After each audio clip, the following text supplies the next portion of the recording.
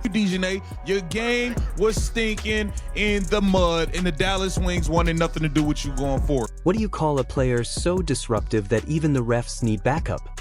DiJonai Carrington. The Dallas Wings just parted ways with their most controversial name, and honestly, it was long overdue.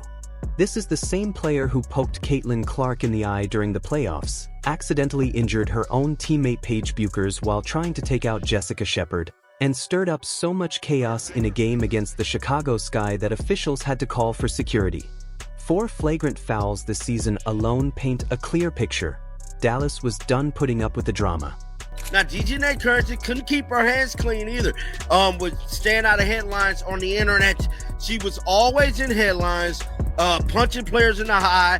And then we have to remember, she nearly injured Paige. Like, everybody forgot about that. Y'all remember when she nearly injured Paige, nearly took her whole knee out? Like, we got to remember all of those things transpired during this basketball season, man. For her to tell you, they made it their business to get rid of her. Before we get into how DiJonai Carrington got the boot from Dallas, let's talk about why they finally pulled the trigger. There's a big difference between being a tough defender and being a reckless liability, and with Carrington, it all comes down to intent. Her highlight reel doesn't look like game tape. It reads like an injury report. The turning point? That infamous eye poke on Caitlin Clark during the 2024 playoffs. Clark walked away with a black eye, and the entire basketball world was left wondering what they had just witnessed. DiJonai, you're always in a dirty play. DiJonai, once again, here we are today. Oh, DiJonai. Picture this: Connecticut Sun versus Indiana Fever, first round of the playoffs. Caitlin Clark rises for one of her signature shots, and DiJonai Carrington steps in to contest. But what happens next isn't a routine defensive play. Carrington's hand connects directly with Clark's face, making solid contact around the eye. The impact was jarring.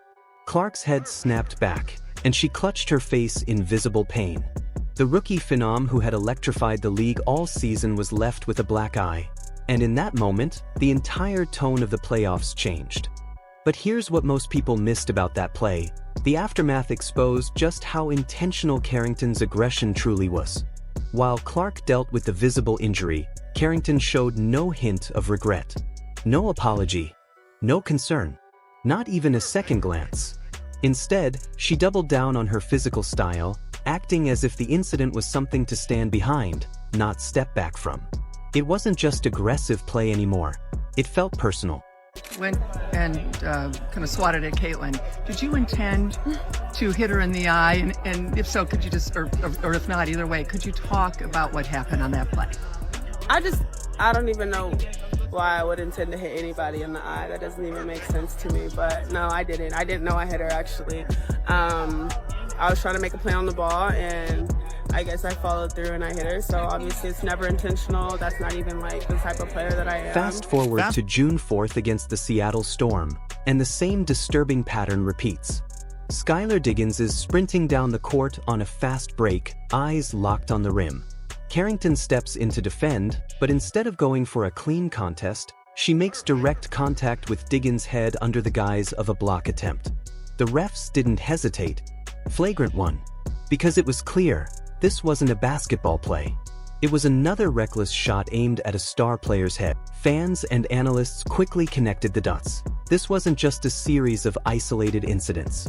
A clear pattern had emerged, the same reckless contact, the same targeting of star players' heads and faces. One fan summed it up perfectly: that's not physicality. That's a cheap shot from a dirty player who has no business being on the court. With each new incident, the public outrage grew louder, and for good reason.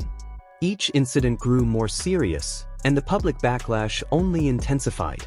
The foul on Clark became the blueprint for understanding every Carrington play after that. Aggressive, reckless, and consistently aimed at high-profile players. Whether it was veterans like Skylar Diggins or breakout stars like Caitlin Clark, Carrington's approach didn't change. Target the face. Target the head. Stir up chaos. Eventually, The incidents piled up faster than Dallas could spin or excuse them, paving the way for even more trouble And ahead. there's Skylar on the floor. At first glance, this might not look too bad. But when we get some different angles of it, you just see how this is clearly, definitely, 100% not a basketball play. Let's take a look. We got DiJonai. Signals for the officials that this will likely get upgraded. DiJonai, did you forget what sport you're playing? You know this is Most players are basketball, right? cautious about avoiding dirty plays that could injure opponents. But in the May 21st game against the Minnesota Lynx, Carrington took recklessness to another level. She ended up taking out her own teammate in the process. The game was a clear example of everything wrong with her approach to basketball. So intent on dishing out harm, she became a liability. Ball's being pushed down court. Whoa. Yeah, I mean, this will be a better angle of it. I think we'll be able to see how hard the foul is right here. That's a hard foul, and she does get her in the face when she's coming down. As Shepard goes up for a shot, Carrington comes flying in with her usual reckless abandon. Rather than making a clean defensive play, she ends up striking Shepard directly in the face while attempting a block, another blatant eye poke. But the chaos doesn't stop there. In the process, Carrington somehow manages to injure her own teammate, Paige Beckers, adding friendly fire to the mess. The officials wasted no time calling it a flagrant foul.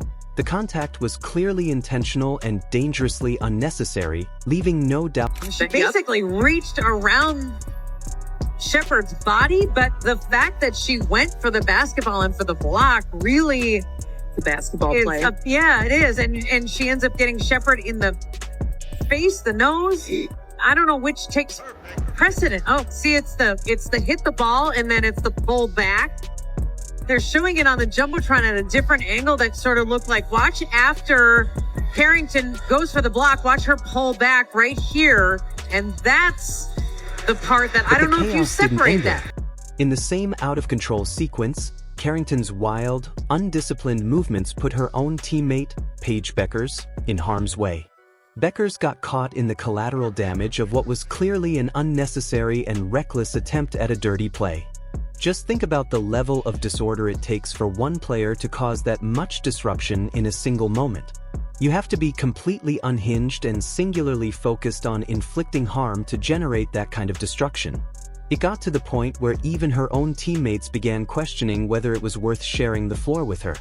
When players start worrying about getting injured by their own teammate during practices and games, it stops being basketball and starts becoming a liability.